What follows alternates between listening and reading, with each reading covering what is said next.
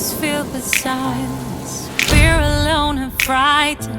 All we do is lie. A spacious family car that is looking very cool, and it is supposed to be even cooler to drive. Well, we shall see about that. Ladies and gentlemen, a very warm welcome to Skoda KODIAQ RS. Because it is so lovely outside today, I figured why get out and show you all the styling upgrades of a regular Kodiaq. I'll just throw them into the video without being a pest. So the idea today is to find out if this car is agile like a cat. Well, let's get this party started and climb a very high mountain and see what KODIAQ RS is made of. You've blown out the last ray and buried us in cold waves. So in terms of engines, we don't have petrol, we only have your favorite substance, and that is the diesel. Having said that, this is the strongest diesel in Skoda's history. This is a 2-liter, 2 turbochargers that produce 240 horsepower and 500 newton meters of torque. Now the power is being sent to all 4 wheels, and it is being distributed by a 7-speed dual-clutch automatic gearbox with paddle shifters. Both the 4-wheel drive and automatic gearbox come as standard, which is a nice touch from Skoda. That is until you know the price of this lovely vehicle.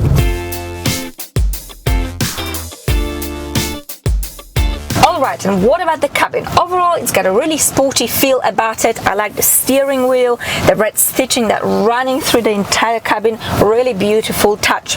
Lots of lovely leather, lots of beautiful Alcantara, which is by far my favorite, and lots of cheap, unnecessary, very fake carbon fiber pieces. I mean, they even stuck it here. Why have you done this, Skoda? Completely uncalled for. Anyway, moving on. The seats, they look super cool, but they also do a very good job when you decide to go fast on those curvy roads. They hold your body right here where they're supposed to hold you.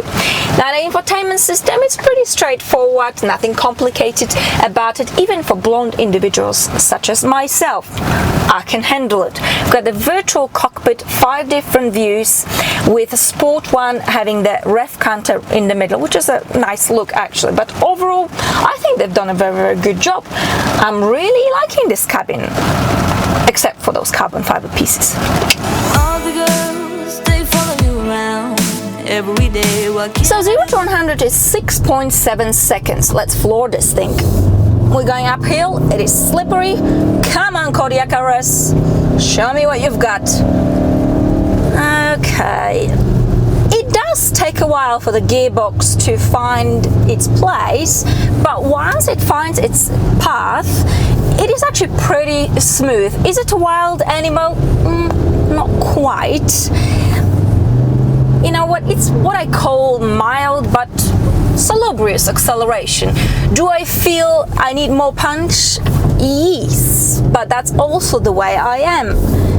Because when you put pedal to the metal, I mean, it's going, but it's a heavy car, isn't it? You just gotta be a bit more patient. Started out just like a lovely story. You were mine and we were. Anyway, let's put this baby into sport mode and see if that makes any difference. Pedal to the metal. It is a lot more pleasant. It does make quite a big difference because the throttle response is just a little bit more well responsive. Now, Skoda is going on and on about what's so-called the dynamic sound boost. In today's world, we want the cars to sound tough, to sound very masculine and very pedigree. In reality, however, with KODIAQ RS, well, it just blubs and it sobs a little bit too much. It is all sounding a little bit, well, fake. I say it with a very heavy heart, Skoda, I'm sorry, but it is just not great. Now the system is being switched off in the eco mode, and speaking of eco, let's look at the fuel consumption. Mixture of city, motorway and mountain driving. In fairness, I'm climbing very high mountains, about 2,500 meters high, no, sorry, 2,000, and I'm using, oh dear, 11 liters. Well, fuel consumption is definitely not this car's strong selling point, but it's not so bad. That you didn't know what you were feeling. We have lighter brakes than in a regular Kodiaq to help us stop this wild animal. We also have what's so-called progressive steering, meaning the more you turn the wheels, the faster the steering becomes to help you maneuver this car a little bit better. And I must say, maneuvering in and out of car parking spaces, even for blonde individuals such as myself, it is very easy. Bear in mind the size of this car. Now, in terms of the steering itself, it is actually quite light. Personally, I prefer to have a little bit more weight to steering so that it feels a little bit more natural. But again, this is a very much a personal preference.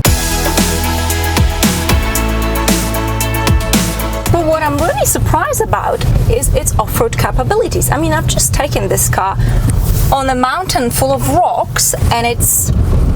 wow! Let's reverse, see if it doesn't get stuck and puts me into the water.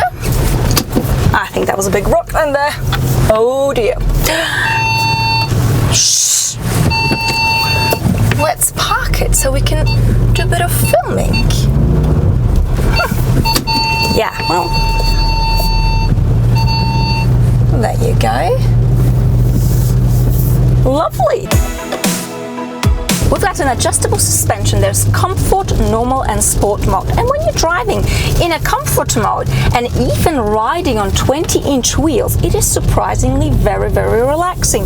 I mean, the suspension absorbs all of the bumps and imperfections, and you can say this is a rather lovely long-distance cruiser, especially that because this car is very quiet. But the point of the RS is to deliver more fun and more emotions, and I think this car manages to do it quite well. The suspension is stiffer and it is much firmer than in a regular Kodiaq, and because of this, the body doesn't lean and it doesn't bend as much as the regular Kodiaq. The handling is okay.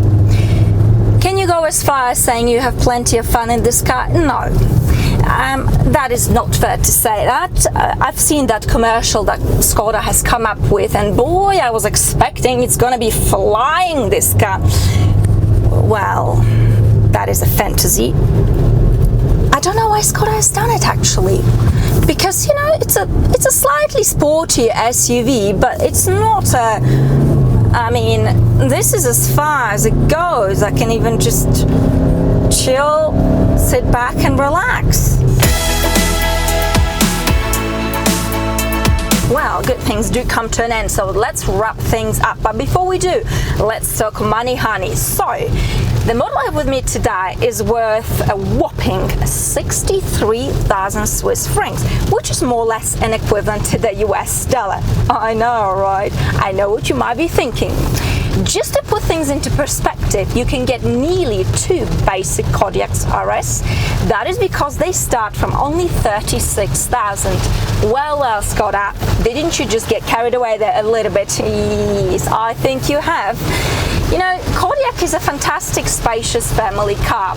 Kodiaq RS is, well, it's a bit of inflated something, inflated everything. It's a bit of an inflated elephant that would like to believe, and it is certainly priced as if it was an agile panther. Well, it is not. Sorry, Skoda. And that brings me to the end of this video. I'm really curious to know what you think of this car and what you think of the pricing. So I look forward to hearing from you. I'd like to thank you very much for watching. A big thank you to Emmanuel from Skoda Switzerland. Ooh, don't be angry. I wish you a wonderful day, whatever that you're doing, and I shall see you all very, very soon. Bye! So I'm just dancing in the mess you left behind. Room is filled with silence. All we do is lie.